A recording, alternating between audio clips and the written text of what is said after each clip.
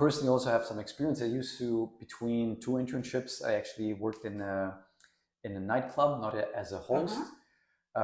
So I find it fascinating, and it sounds a bit edgy if you say it in Western terms, a nightclub and a hostess. But in Japan, there's so many nuances, and you just basically, a hostess means that you just listen to what, well, you just entertain verbally, and you talk to the clients, and you pour in some beer or whatever, and make sure that the cup is not empty, Yes, so to exactly. say.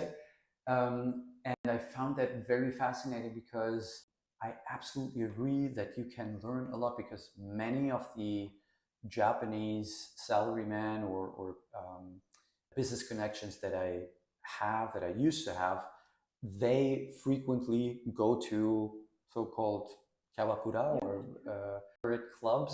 That's it's the abbreviation in Japan, to relax and to have a conversation with usually a younger lady, and that doesn't imply any sexual actions or anything. It's just to have a conversation, because they don't have the opportunity to talk to women that much during work or outside of work.